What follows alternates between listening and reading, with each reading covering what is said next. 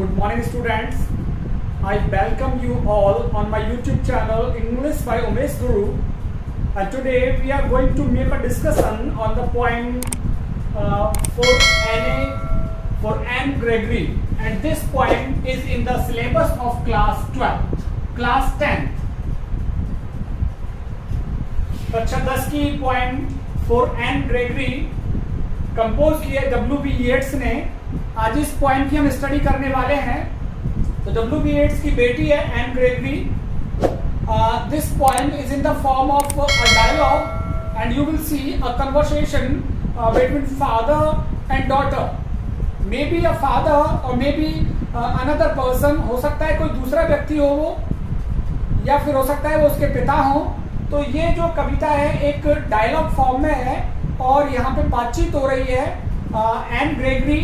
और N Gregory एक व्यक्ति से बात कर रही हैं. हो सकता है वो व्यक्ति उसके फादर हैं या कोई और हैं. तो W.B. येट्स ने यहाँ पे इस कविता को लिखा है और यहाँ W.B. येट्स ने इंडिकेट किया है कि जो ह्यूमन बीइंग है वो किसी लड़की को पसंद करता है उसकी फिजिकल अपीयरेंस के आधार पे. जो शारीरिक दिखावट होती है, उसकी फिजिकल ब्यूटी होती है, उसके आधार पे पसंद करता है. उसके आधार पर वो उसको प्रेम करता है. मनुष्य कभी भी एक लड़की की इनर क्वालिटीज को नहीं देखता है. मनुष्य का एक साधारण सा अंदाजा ये रहता है कि अगर कोई लड़की सुंदर है तो इसका मतलब ये होगा कि she has good qualities also, कि उसके अंदर सुंदर गुण भी होंगे, अच्छे गुण भी होंगे. तो क्या ये होगा कि जो if a girl she is ugly and she is not so beautiful, it means that she has not good qualities in herself. और यदि एक लड़की जो सुंदर नहीं है तो इसका मतलब ये होता है कि क्या उसके अंदर गुण नहीं होते. तो यहाँ W.B. येट्स ने कहा है कि सामान्यतः जो प्रेमी होता है, a young boy होता है, he is attracted by the physical appearance of a girl all the time.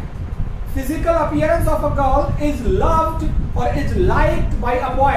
एक लड़के के द्वारा शारीरिक सुंदरता देखी जाती है लड़की की, ना कि उसकी आंतरिक सुंदरता देखी जाती है. आंतरिक गुणों को देखा ही नहीं जाता है. तो कुछ ऐसी कन्वर्सेशन को हम यहाँ पे इस पोएम के थ्रू पढ़ने वाले हैं. पोएम स्टार्ट करें उससे पहले मैं चाहता हूँ कि आप मेरे YouTube चैनल को सब्सक्राइब करें और सब्सक्राइब करने के साथ बेल आइकन जरूर प्रेस करें, जिससे कि आपको नई वीडियोस का नोटिफिकेशन मिले. और साथ ही सब्सक्राइब करने के बाद प्लेलिस्ट में जरूर जाएं. वहां पे कक्षा 10 की सारी पोएम्स और फर्स्ट फ्लाइट बुक के सारे लेसन्स आपको मिलने वाले हैं. साथ ही ग्रामर की वीडियोस भी वहां पे होंगी. और इस वीडियो के डिस्क्रिप्शन बॉक्स में मैं कक्षा 10 की 3 पॉइंट्स के लिंक मैं आपको देने वाला हूँ. Tiger in the zoo, animals और tiger in the zoo, animals और एक पॉइंट और है. तो 3 पॉइंट्स के मैं लिंक यहाँ पे इस पॉइंट के डिस्क्रिप्शन बॉक्स में दूंगा, तो यहाँ से आप उनको स्टडी कर सकते हैं. आइए स्टार्ट करते हैं. Never shall a young man throw into despair by those great honey-colored ramparts at your ear love you for yourself alone and not for your yellow hair. तो यहाँ पे देखिए क्या कह रहा है. लव यू, यू यहाँ पे आ रहा है किसके लिए? एन ग्रेगरी के लिए, कि वो प्रेम करेगा तुमको. फॉर योर सेल्फ अलोन, तुम्हारे लिए. Means what are there in your soul और इन योर हार्ट. जो कुछ तुम्हारे अंदर है वो उसको प्रेम करना चाहिए, तुम्हारे अंदर के गुणों को प्रेम करना चाहिए. And not your yellow hair, ना कि तुम्हारे जो येलो हेयर हैं. येलो हेयर से यहाँ पे मतलब है ब्लॉन्ड. ब्लॉन्ड मीन्स क्या होता है? सुनहरे बाल जो होते हैं. ब्लॉन्ड मीन्स गोल्डन हेयर, कि वो तुम्हारे सुनहरे बालों को प्यार नहीं करे. किसको करे? जो कुछ तुम हो, जैसी तुम दिखती हो, जैसी तुम्हारे अंदर क्वालिटीज हैं, वो तुमको प्रेम करना चाहिए. तुम्हारे अंदर के गुणों को प्रेम करना चाहिए, ना कि तुम्हारे सुंदर बालों को. तो सुंदर बाल से यहाँ पे मतलब क्या है? फिजिकल अपीयरेंस, बाह्य दिखावा. कि तुम्हारे सुंदर बालों को, जो सुनहरे बाल हैं, उनको प्यार नहीं करे. वो प्यार करे किसको? तुमको, जैसी तुम हो. जैसी तुम हो means what are the qualities in you. He should love your qualities, not your physical appearance. उस प्रेमी को तुम्हारी क्वालिटीज को प्रेम करना है, ना कि तुम्हारे सुंदर बालों को. अब मैं यहाँ पे लेता हूं आगे से. Never shall a young man, कभी भी कोई भी. यंग मैन से मतलब यहाँ पे है लवर, कि जो तुम्हारा कोई प्रेमी होगा. Never shall a young man through into despair, कभी दुखी नहीं होगा, सैड, सैड, कभी दुखी नहीं होगा, कभी डिसअपॉइंट नहीं होगा, निराश नहीं होगा, वो डिसअपॉइंट नहीं होगा। किससे?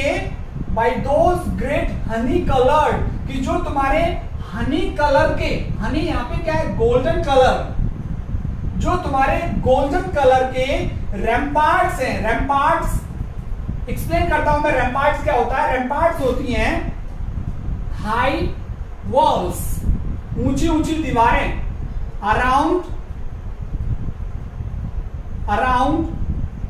अ कासल, कासल कहें या फिर फोर्ट, एक किले के आसपास जो ऊंची ऊंची दीवारें होती हैं, रैम्पार्ट्स उनको बोला जाता है, ऊंची ऊंची दीवारों को, जो किले या महल के चारों ओर होती हैं। और वो ऊंची ऊंची दीवारें बड़ी सुंदर होती हैं। महल पता नहीं कैसा हो, अंदर से जाके कोई नहीं देखता, बाहर से ही देख के कह देता है wow what a lovely palace, कितना शानदार है ये, बाहर से बहुत अच्छा दिख रहा है। तो उस बाहर के दिखावे पर ही इंसान उसको पसंद करने लग जाता है। किसको? उस किले को।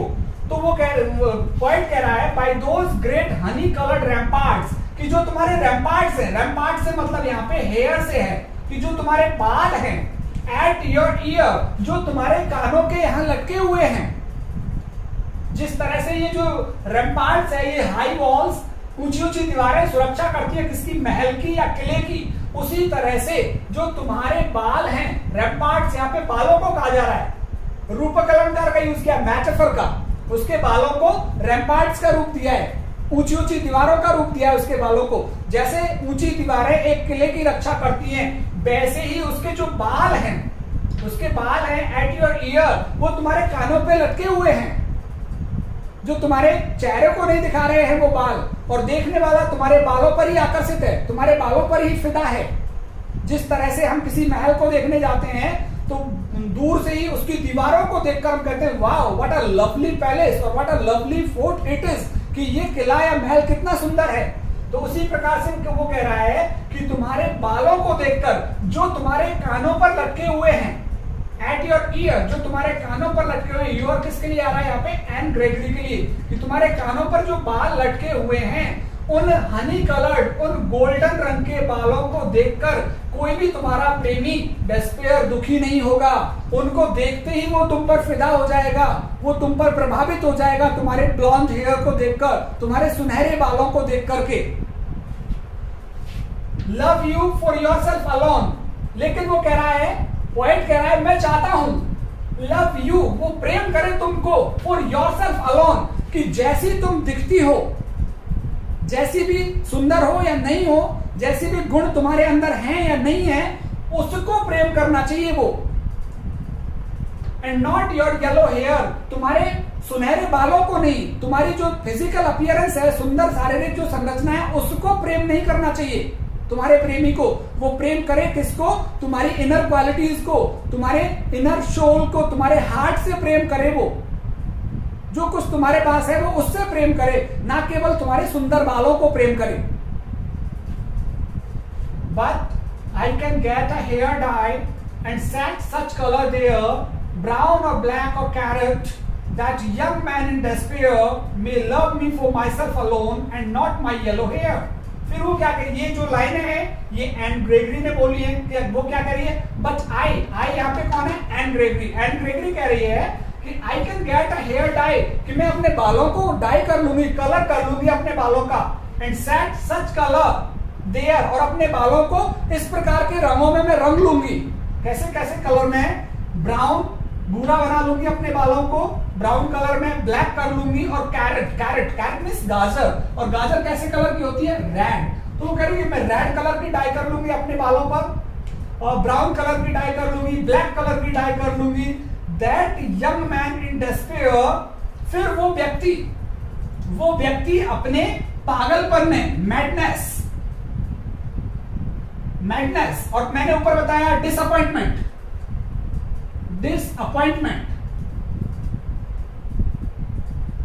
निराशा। तो वो व्यक्ति, दैट यंग मैन, वो व्यक्ति जो मुझे प्रेम करेगा इन डेस्पेयर, फिर वो निराश होएगा बालों को देखकर, कि जो पहले उसने मुझे देखा कि सुनहरे बाल थे, और हो सकता है वो शुरुआत में सुनहरे बालों से प्रेम कर बैठे, लेकिन वो कह रही है कि मैं अपने बालों को क्या डाई कर लूंगी, और डाई भी कौन कौन से, brown colour, black colour, carrot colour में।